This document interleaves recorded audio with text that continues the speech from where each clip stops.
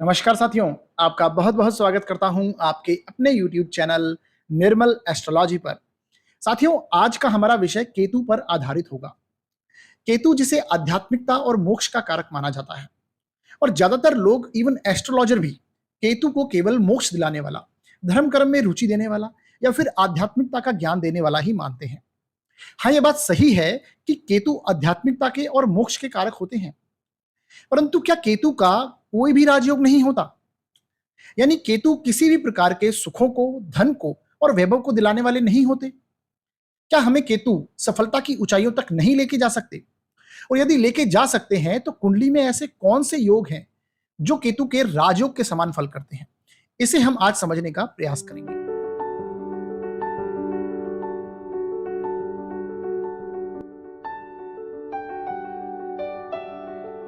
तो साथियों, आज के इस वीडियो में हम सबसे पहले केतु के बारे में कुछ महत्वपूर्ण बिंदुओं पर चर्चा करेंगे, यानी केतु को समझने का प्रयास करेंगे। इसके बाद केतु कुंडली के किन भावों में बैठने पर राजयोग के समान फल करते हैं, इसे समझने का प्रयास करेंगे। और इसके बाद कुंडली में केतु के ऐसे कौन से योग हैं जो व्यक्ति को राजा के समान फल करते हैं, यानी राजयोग का फल करते हैं। ऐसी स्थिति को आज हम समझने का प्रयास करेंगे। तो आइए साथियों, वीडियो को शुरू करते हैं और केतु को समझने का प्रयास करते हैं। साथियों, यदि हम बात करें केतु ग्रह की, तो ये केवल एक ऐसा ग्रह है जिसके बारे में सबसे कम चर्चा देखने को मिलती है। हम राहु के बारे में बात कर लेते हैं, शनि के बारे में बात कर लेते हैं और भी शुभ ग्रहों के बारे में बात कर लेते हैं, परंतु केतु की यदि बात करें तो ये बहुत ही कम चर्चा का विषय रहा है। साथियों, यदि हम पौराणिक कथा की बात करें तो केतु को केवल नीचे का भाग माना गया है। जैसा कि मैंने आपको कई बार इस पौराणिक कथा के बारे में बताया है, जो कि समुद्र मंथन के समय जो दिव्य अमृत निकला था और स्वरभानु नाम के राक्षस ने जो अमृत की बूंदें पी थी और उसके बाद विष्णु जी ने उनका जो मस्तक था वो सुदर्शन चक्र से अलग किया था, तो ऊपर का जो भाग था, मस्तक था, वो राहु कहलाया और धड़ था वो केतु कहलाया। तो देखा जाए तो केतु के पास मस्तिष्क नहीं है, आंखें नहीं है, परंतु इंट्यूशन पावर है, सिक्स सेंस है, हार्ट है, अपने आप को पहचानने की क्षमता है। जैसा कि हम कहते हैं, केतु अपने आप को पहचानने की एक खोज है, अंतर्मन को सुनने की क्षमता है। साथियों, केतु को हम अध्यात्म से, मोक्ष से, वैराग्य से, धर्म कर्म से, ज्योतिष से जोड़ते हैं, जो कि बिल्कुल सही भी है। पर आज मैं आपको बताऊंगा कि केतु जब देने पर आते हैं तो व्यक्ति को इतना सुख और वैभव देते हैं कि सफलता के शिखर तक लेके जाते हैं। केतु जिससे हम ध्वज को भी देखते हैं, और ध्वज कहां लगाया जाता है? किसी चोटी पर, यानी ऊपर की तरफ लगाया जाता है। तो केतु भी व्यक्ति को सफलता के शिखर तक लेके जाते हैं। इसलिए हमने आज का विषय का नाम रखा है केतु सफलता का सेतु। यानी केतु सफलता का वह रास्ता है जो एक सेतु की तरह है, यानी हर कठिनाइयों से बच के मंजिल तक पहुंचने का रास्ता। बस आपको करना क्या है? केतु को अच्छे से समझना है अपनी कुंडली में। आपको केतु की तरह बनना है, यानी अपनी इंट्यूशंस पावर को सुनना है, अपने अंतर्मन की आवाज सुननी है। इसके साथ आपको देखना होगा कि आपकी कुंडली में केतु किस भाव में बैठे हैं, कौन से ग्रह की राशि में बैठे हैं और किस नक्षत्र में बैठे हैं। यानी आपके जीवन में वो किस प्रकार की भूमिका निभा रहे हैं, आपसे वो किस प्रकार का संबंध बना रहे हैं, यानी आपसे वो आपके जीवन में किस प्रकार की खोज करवाना चाहते हैं, किधर की तरफ वो ध्यान आपका आकर्षित कर रहे हैं। इसे आपको समझना होगा। साथियों, इससे जो पहले वीडियो मैंने राहु कलयुग का राजा बनाया था, उसके अंदर मैंने आपको एस्ट्रोनॉमिकली राहु और केतु के बारे में समझाया था कि वो किस प्रकार हम उन्हें भौगोलिक बिंदु के रूप में देखते हैं। यदि आप उसे डिटेल में समझना चाहते हैं तो मैं आपको आई बटन पर उसका लिंक दे रहा हूं, आप वहां पर जाके भी समझ सकते हैं। साथियों, यदि हम आज के इस वीडियो में इसे शॉर्ट में देखेंगे, क्योंकि फिर वीडियो फिर से बहुत लंबा हो जाएगा। अब देखिए साथियों, कि जैसा कि आप सब लोग जानते हैं कि पृथ्वी सूर्य के चारों तरफ दीर्घ वृत्ताकार कक्षा में चक्कर लगाती है, और जिस पथ पर यह परिक्रमण करती है उसे हम क्रांति वृत्त के रूप में जानते हैं। ज्योतिष में हम उसे क्रांति वृत्त कहते हैं। और चंद्रमा पृथ्वी के चारों तरफ चक्कर लगाते हैं। तो चंद्रमा का जो परिक्रमण पथ है और पृथ्वी का जो परिक्रमण पथ है, जब ये दोनों आपस में जिस पॉइंट पर मिलते हैं उसे हम संपात बिंदु के रूप में जानते हैं। और ये बिंदु नॉर्थ की तरफ भी होता है और साउथ की तरफ, यानी कि उत्तर में भी है और दक्षिण में भी है। तो जब उत्तर से दक्षिण की तरफ चंद्रमा जाते हैं और इस संपात बिंदु को यानी इस क्रांति वृत्त को, पृथ्वी का जो परिक्रमण पथ है उसको जब काटते हुए निकलते हैं तो यहां पर एक, आप ये कह सकते हैं, एक इस प्रकार के क्षेत्र का निर्माण होता है जो कि हल्के नीले और लाल कलर का होगा। उसे हम राहु के रूप में जानते हैं। और दक्षिण में, यानी कि जब उत्तर से दक्षिण की तरफ चंद्रमा आते हैं और क्रांति वृत्त को काटते हैं तो इस संपात बिंदु पर आप देखेंगे एक धुएं के कलर का, यानी हल्के लहसुनिये कलर का एक क्षेत्र का निर्माण होता है जिसे हम केतु कहते हैं।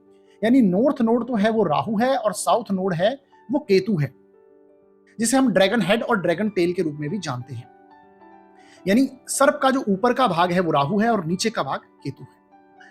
अब साथियों, ये मैंने आपको एस्ट्रोनॉमिकली समझाया कि राहु और केतु किस प्रकार से हम इन्हें भौगोलिक बिंदु के रूप में हमें हमारी शास्त्रों में, हमारे बुक्स में जो ज्योतिष की हैं उनमें समझाया गया है। अब साथियों, हम केतु के बारे में कुछ इंपॉर्टेंट पॉइंट्स यानी महत्वपूर्ण बिंदुओं पर चर्चा करेंगे।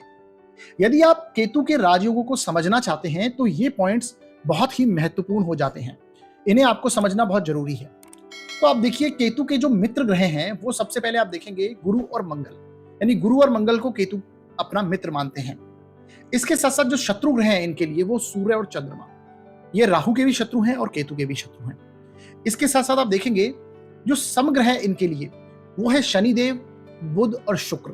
ये जो तीनों ग्रह हैं ये इनके लिए समग्रह की श्रेणी में आते हैं। इसके साथ आप देखेंगे इनके लिए जो मित्र राशियां हैं, यानी जिनमें यदि ये बैठे होते हैं तो बहुत अच्छा परिणाम करते हैं, वो है धनु राशि, मीन राशि, वृश्चिक राशि और मेष राशि। यानी आप कुल मिला के जाने तो गुरु और मंगल की जो राशियां हैं उनमें केतु बैठते हैं तो बहुत अच्छा परिणाम देते हैं। खासकर धनु और वृश्चिक, इन दोनों राशियों में बहुत अच्छा परिणाम करते हैं। इसके साथ साथ आप देखेंगे जो इनके नक्षत्र हैं वो है अश्वनी, मघा और मूल। ये तीन नक्षत्र केतु के नक्षत्र माने जाते हैं। इनका जो रत्न है, जो हमें केतु की जो अच्छी पोजीशन यदि कुंडली में होती है तो हम रत्न पहनने की सलाह जब देते हैं तो उसके लिए केतु की पोजीशन देखनी बहुत आवश्यक है। तो उनका रत्न है लहसुनिया। इसके साथ जो इनकी दिशा है वो है ईशान कोण, यानी घर की जो उत्तर पूर्व की दिशा है वहां पर केतु वास करते हैं। जो आपके घर में जहां पर पूजा स्थान होना चाहिए, ये वास्तु की बात है, यानी कि उत्तर पूर्व की दिशा में जनरली हम पूजा घर बनाते हैं।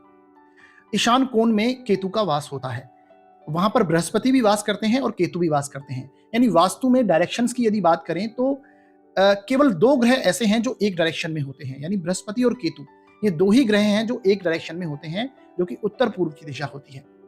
खैर ये अलग बात है, आपको ये समझना है कि जो केतु की दिशा है वो ईशान कोण होती है। साथियों, अब केतु के राजयोगों को समझने के लिए, यानी आपकी कुंडली में आपको क्या देखना बहुत इंपॉर्टेंट हो जाता है, उसे समझते हैं।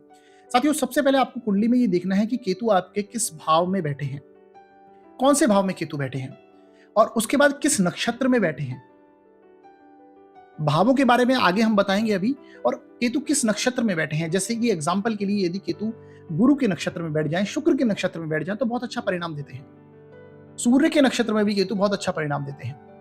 तो यानी गुरु, शुक्र और सूर्य, इनके नक्षत्रों में यदि केतु बैठते हैं तो ये बहुत अच्छे, एक तरह से कारक की तरह भूमिका निभाते हैं, बहुत अच्छा रिजल्ट देते हैं। इसके साथ आपको और भी चीजें देखनी है कि ये केतु किस राशि में बैठे हैं। ये सारी चीजें आपको, ये सभी पॉइंट्स को आपको ध्यान में रखना है, तभी आप इसके राजयोगों को समझ पाएंगे। तो केतु किस राशि में बैठे हैं ये भी बहुत इंपॉर्टेंट है। जैसे कि मैंने बताया, ये इनकी मित्र राशियां हैं, यानी धनु राशि और वृश्चिक राशि में यदि केतु बैठे हों तो बहुत अच्छे परिणाम देते हैं। मीन राशि और मेष राशि, यानी गुरु और मंगल की राशियों में यदि बैठे होंगे केतु तो ये बहुत ही अच्छा स्थिति मानी जाती है केतु की।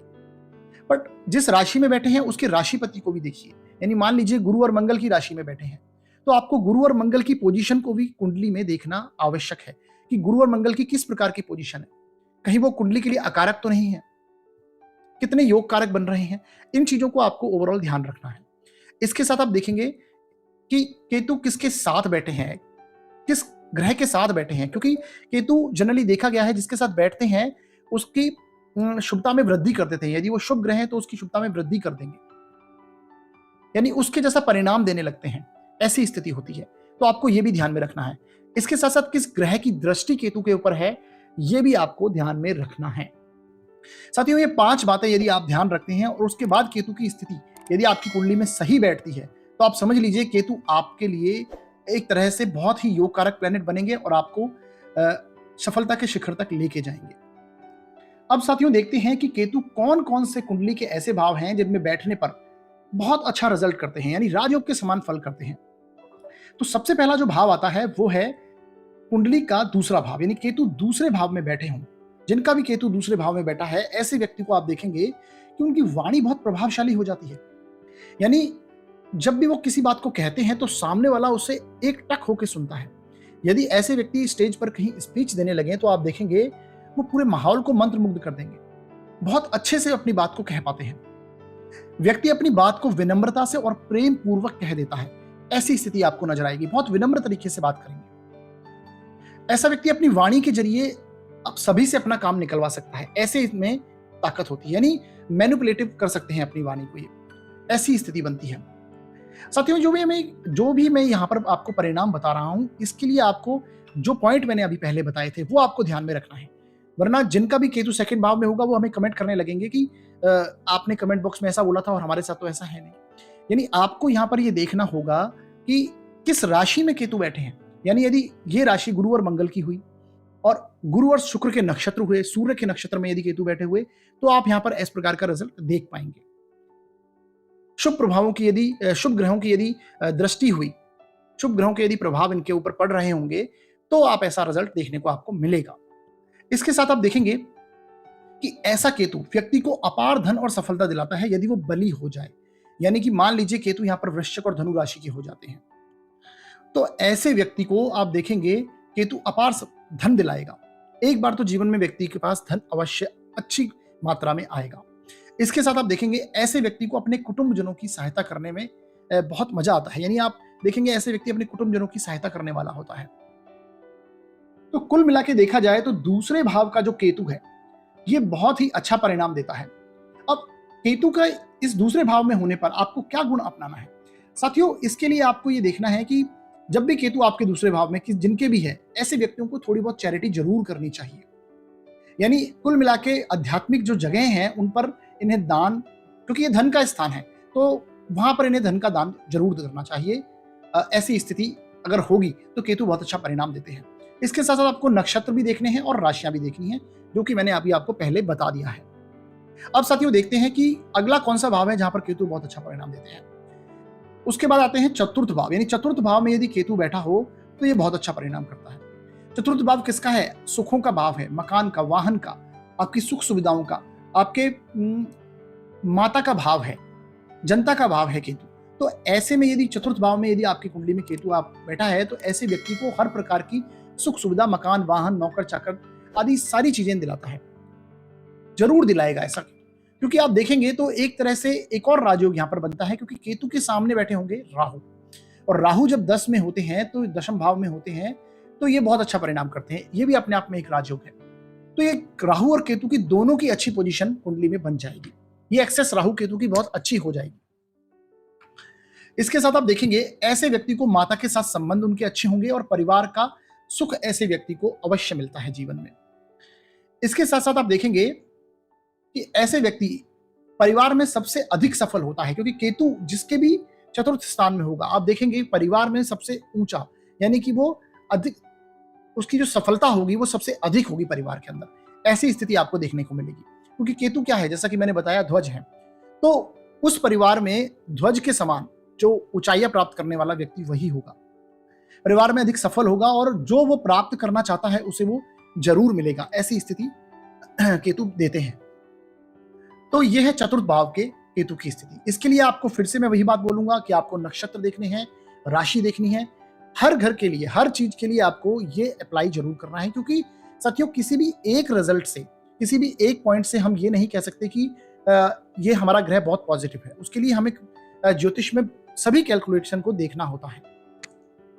तो साथियों चतुर्थ भाव का जो केतु है ये भी बहुत अच्छा परिणाम करता है।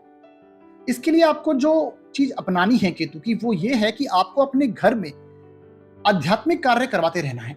यानी कि पूजा पाठ आपको अपने घर में करवाते रहना है, आध्यात्मिक माहौल बना के रखना है। कुल मिला के यदि कहा जाए तो आपके जो परिवार के घर वाले हैं उनको आप भी आध्यात्मिकता की तरफ लेके जाइए। ऐसी स्थिति यदि आप रखेंगे तो आप देखेंगे कि आपके केतु और अच्छा आपको रिजल्ट देने लगेंगे। ऐसी स्थिति होगी।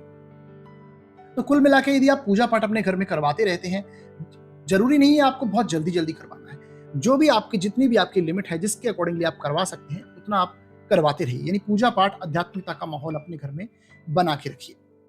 अब साथियों देखते हैं कि अगला कौन सा भाव है जहां पर बैठे केतु बहुत अच्छा रिजल्ट करते हैं। साथियों पंचम भाव एक ऐसा भाव है अगला जो कि जहां पर बैठ के केतु बहुत अच्छा परिणाम देते हैं। पंचम भाव से हम पिछले जन्म को देखते हैं, और केतु और राहु, राहु और केतु दोनों ही पिछले जन्म से एक तरह से पिछले जन्म को दर्शाते हैं, कि पिछले जन्म के कर्मों को दर्शाते हैं। क्योंकि आप देखेंगे राहु और केतु दोनों वक्री हैं और हमेशा कुंडली में उल्टा चलते हैं, सभी ग्रहों से उल्टा चलते हैं, यानी कि ये पूर्व जन्म के हमारे कर्मों को दर्शाते हैं। और खासकर राहु तो ऐसे प्लेनेट हैं जो कि हमें पूर्व जन्म की एक तरह से कहें तो इंट्यूशन पावर देते हैं, सिक्स सेंस देते हैं हमें। और ये जब ज्ञान के स्थान में बैठ जाते हैं तो ऐसे व्यक्ति को आध्यात्मिकता की बहुत नॉलेज होती है। यानी ऐसा व्यक्ति आप देखेंगे, ऐसे व्यक्ति अपने पुराने जन्म के अच्छे कर्म लेके आता है। आप कहेंगे कि ऐसा व्यक्ति ये तो पुराने जन्म के कर्म लेके आया है, ऐसी स्थिति केतु बनाते हैं। और उसका आध्यात्मिकता में रुझान होगा और आध्यात्मिकता में बहुत अधिक ज्ञान होगा ऐसे व्यक्ति को। उसका एक अपना ही इंट्यूशन लेवल होगा, उसकी हाई होगी, बहुत सिक्स सेंस उसका बहुत हाई होगा। ऐसी स्थिति यहां पर बैठे केतु देते हैं। इसके साथ साथ ऐसे केतु वाला व्यक्ति अपने ज्ञान के दम पर जीवन में हर चीज हासिल करता है। यह स्थिति ऐसे केतु की होती है, पंचम भाव के केतु की। इसके साथ साथ ऐसे केतु व्यक्ति बेहद सफल और धनवान बनता है, क्योंकि यहां पर बैठा हुआ केतु आप देखेंगे धन भाव को भी देखता है, सप्तम दृष्टि से धन भाव को देखेगा, लग्न को देखेगा और भाग्य भाव को देखेगा। तो ये तीनों ही उसके साथ देने वाले होंगे। इसके साथ आप देखेंगे ऐसा व्यक्ति की एक ना एक संतान ऐसी होगी जो बहुत अधिक सफल होगी। यानी कि घर में उसकी कोई भी एक संतान ऐसी जरूर होगी जो कि केतु की तरह शिखर तक जाने वाली होगी।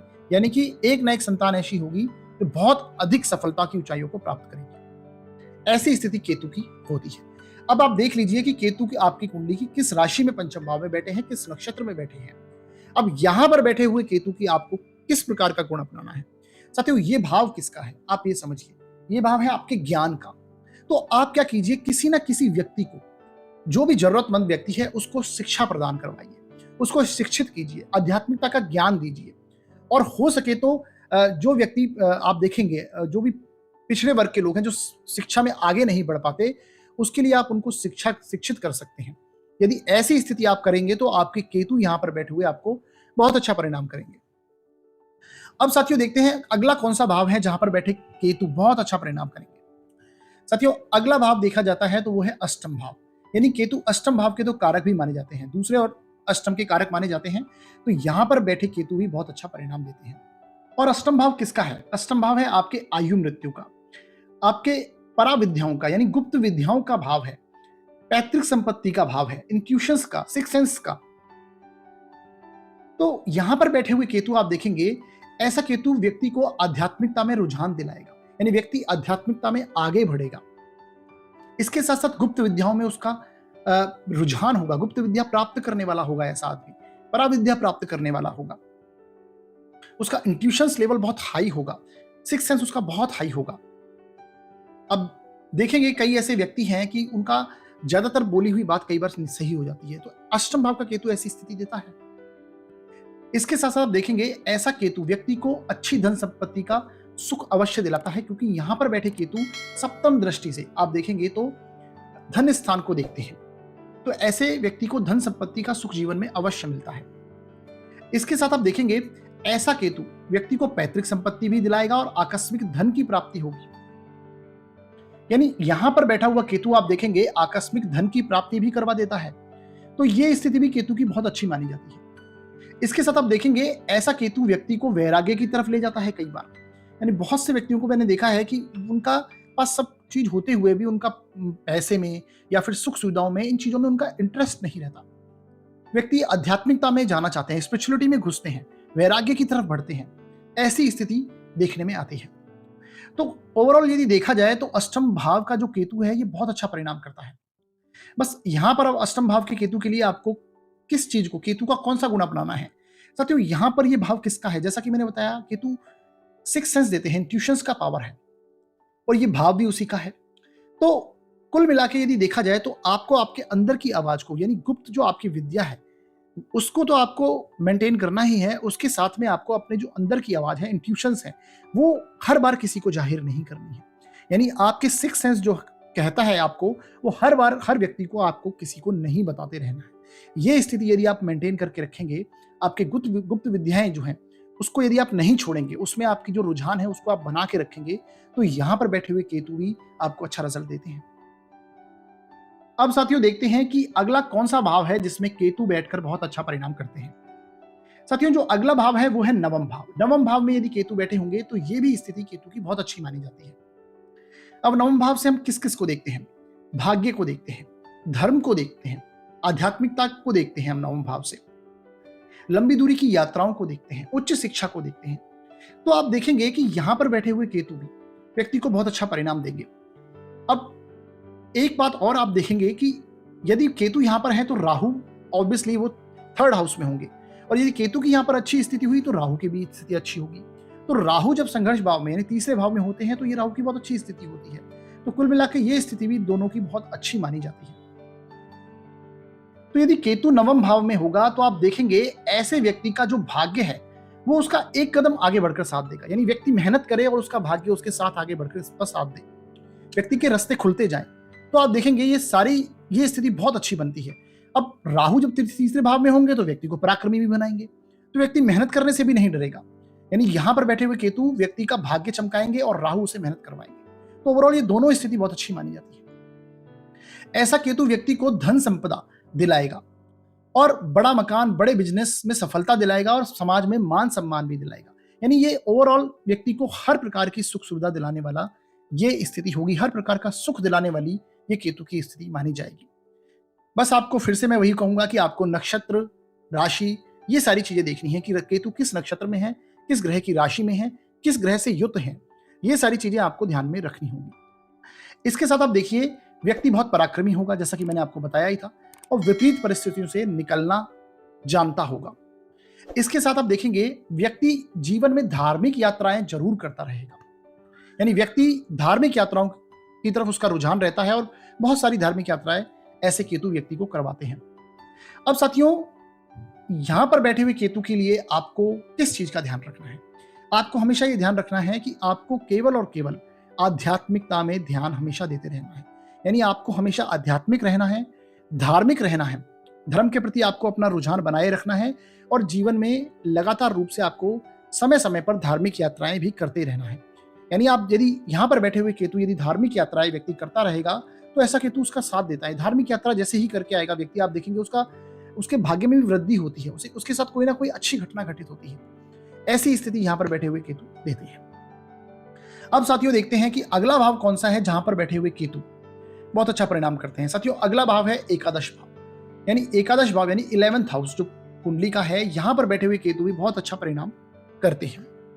साथियों यहां पर बैठे केतु ऐसे व्यक्ति के पास आय की कोई कमी नहीं होगी, यानी व्यक्ति की आय हमेशा लगातार रूप से बनी रहेगी।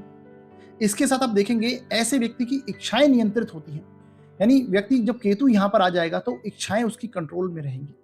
यदि केतु यहां पर बली अवस्था में, अच्छी अवस्था में है, तो आपको ये देखने को मिलेगा। और ऐसा केतु व्यक्ति की सभी इच्छाओं की पूर्ति भी करवाएगा। और आगे देखेंगे तो ऐसा केतु व्यक्ति को पराक्रमी, साहसी भी होगा, क्योंकि यहां पर देखेंगे केतु अपनी 5वीं दृष्टि से पराक्रम भाव को देखेंगे।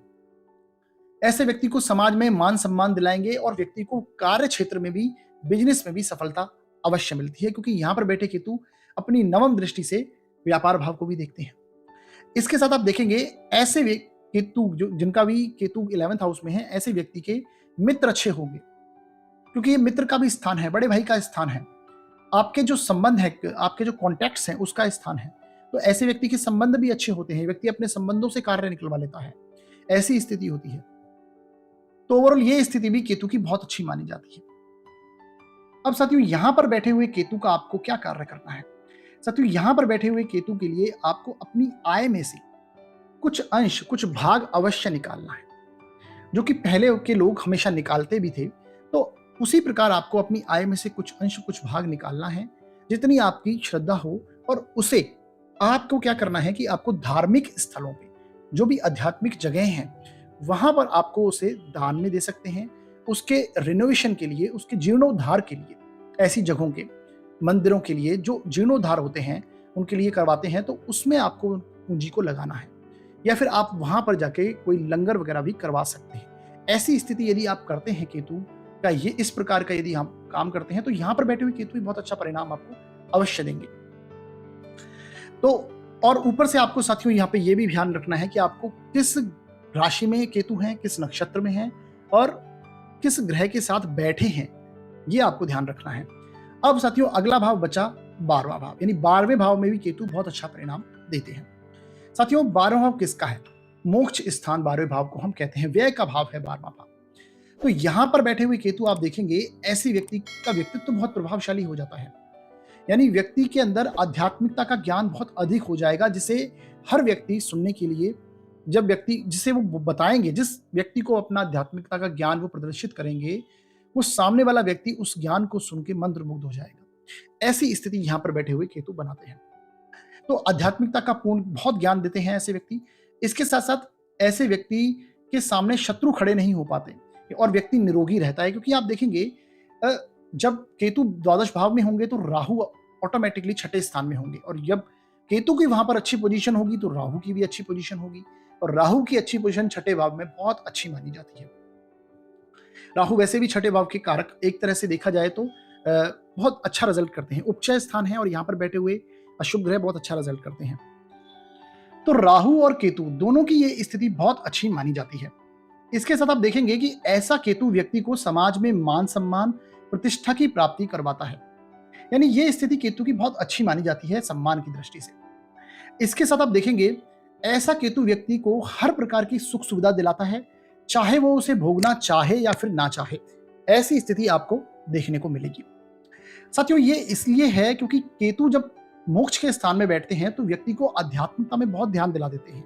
यहां पर बैठा हुआ केतु व्यक्ति को वैरागी प्रवृत्ति का बना देता है, चाहे उसके पास कितनी भी सुख सुविधा हो, उसका उन चीजों में ध्यान नहीं रहता ज्यादा, वो स्पिरिचुअलिटी की तरफ मुड़ने लगता है। और ऐसा खासकर देखा गया है जब केतु की दशा या अंतरदशा आती है तो व्यक्ति अपनी सब चीजों को छोड़ के और स्पिरिचुअलिटी की तरफ मुड़ जाता है, आध्यात्मिक तरफ मुड़ता है, ऐसी स्थिति नजर आती है। इसलिए मैंने यहां पर यह लिखा है कि चाहे वो उसे भोगना चाहे या फिर ना चाहे, ये स्थिति व्यक्ति के साथ बनती है। तो द्वादश भाव का भी केतु बहुत अच्छा परिणाम देता है। अब साथियों हम देखेंगे कुंडली में कुछ ऐसी स्थितियां जो कि केतु की राजयोगकारी स्थितियां मानी जाती हैं, प्रबल राजयोगकारी स्थिति हम उसे कह सकते हैं। तो ये तो मैंने भावों की स्थितियां आपको बताई कि किन किन भाव में केतु अच्छा परिणाम करते हैं। अब हम उन स्थितियों को समझते हैं। आइए साथियों, सबसे पहले जो केतु की स्थिति आती है वो है कि यदि त्रिकोण का स्वामी केंद्र में बैठा हो और वो केतु के साथ में बैठा हो, तो ऐसी स्थिति में केतु की दशा अंतरदशा में आप देखेंगे राजयोग की स्थिति बनती है। फिर से आप समझिए, यदि त्रिकोण का स्वामी केंद्र में बैठा हो और वो केतु के साथ हो जाए तो ऐसी स्थिति में राजयोगकारी स्थिति बनेगी। एग्जाम्पल के लिए आप यहां पे देखेंगे, मैंने एक कुंडली ली है, वो भी कर्क लगन की कुंडली ली है। अब इसमें आप देखेंगे जो शुक्र है वो इस कुंभ लगन की कुंडली के लिए सबसे योग कारक प्लैनेट माने जाते हैं। तो कुंभ लगन की कुंडली के लिए क्यों योग कारक प्लैनेट बनते हैं? क्योंकि केंद्र और त्रिकोण दोनों के स्वामी शुक्र होते हैं। यहाँ पर चतुर्थ भाव के भी स्वामी शुक्र हैं और त्रिकोण में जो नवम भाव है उसके स्वामी भी शुक्र हैं। अब यहां पर आप देखिए त्रिकोण के स्वामी होकर ये केंद्र में बैठे हुए हैं। अब ये त्रिकोण में भी बैठ जाते तो भी केंद्र के स्वामी त्रिकोण में आ गए तो भी ये स्थिति अच्छी होती। तो शुक्र और केतु की यदि कुंभ लगन में युति केंद्र में है, तो यहां पर मैंने द्वितीय भाव को इसलिए इंक्लूड किया है क्योंकि द्वितीय भाव में शुक्र यहां पर उच्च के हो रहे हैं और केतु की भी एक कारक स्थिति है, यानी केतु भी यहाँ इस भाव के कारक माने जाते हैं, तो इसलिए ये स्थिति भी बहुत अच्छी मानी जाएगी। तो ओवरऑल यदि त्रिकोण के स्वामी केंद्र में आ जाएं तो ये स्थिति बहुत अच्छी मानी जाती है। अब साथियों अगली स्थिति के बारे में देखते हैं। अगली स्थिति है यदि केंद्र का स्वामी त्रिकोण में आ जाए और वो केतु के साथ में हो तो केतु राजयोग कारक बनते हैं। अब इसे एग्जांपल के साथ कैसे समझेंगे? अब यहां पर ये मैं मिथुन लगन की पत्रिका ली है। इस मिथुन लगन की पत्रिका में आप देखेंगे कि दो केंद्रों के स्वामी बुध हो रहे हैं, एक तो लग्न के और चतुर्थ भाव के, और ये नवम स्थान में केतु के साथ बैठे हुए हैं। और केतु यहां पर कैसा परिणाम देते हैं? अच्छा परिणाम देते हैं। तो बुध और केतु की यहां पर जो युति है ये बहुत अच्छी युति मानी जाएगी, यानी व्यक्ति बहुत भाग्यशाली प्रकृति का होगा। इसके साथ आप देखिए दो केंद्र के स्वामी गुरु भी हैं, जो कि दशम और सप्तम भाव है। इसके स्वामी गुरु हैं और गुरु कहां पर बैठे हैं? त्रिकोण में केतु के स्थान साथ में बैठे हैं। तो ये स्थिति भी पंचम भाव में बैठे हैं, तो ये स्थिति भी बहुत अच्छी मानी जाएगी। तो इस प्रकार से मैंने यहाँ पर कुछ स्थितियों को आपको समझाने की कोशिश करी है कि जो यदि केंद्र का स्वामी त्रिकोण में हो या फिर त्रिकोण का स्वामी केंद्र में हो और वो यदि केतु के साथ में बैठे तो राजयोगकारी स्थिति बनती है। तो साथियों, आज के इस वीडियो में हमने केतु को अच्छे से समझा और उसके स्थितियों को जाना कि केतु किस प्रकार से हमें राजयोग का फल करते हैं और उनकी कौन कौन सी ऐसी स्थितियां हैं कुंडली में जो राजयोगकारी बनती हैं। तो साथियों, यदि आपको वीडियो इंफॉर्मेटिव लगा हो, यानी आपके ज्ञान में यदि हमारे वीडियो ने थोड़ी सी भी वृद्धि की हो, तो आप हमारे वीडियो को लाइक जरूर कीजिए, शेयर जरूर कीजिए वीडियो को और चैनल को सब्सक्राइब जरूर करिएगा, जिससे आपको जितने भी नए हम वीडियो बनाते हैं वो बहुत जल्दी प्राप्त हो सके। और बेल आइकन भी आप जरूर बता दीजिए, जिससे आपको नोटिफिकेशन भी हमारे वीडियोस के मिल जाए। और साथियों, यदि आपको कोई सुझाव देना है, डाउट है आपके मन में, तो आप हमें कमेंट बॉक्स में भी लिख सकते हैं। और यदि आप अपनी जन्म कुंडली का विश्लेषण करवाना चाहते हैं तो आप हमारे डिस्क्रिप्शन में दिए हुए नंबर्स पर कॉल या मैसेज भी कर सकते हैं। न्यूनतम शुल्क है वो लागू रहेंगे साथियों। तो हमारा वीडियो देखने के लिए बहुत बहुत धन्यवाद।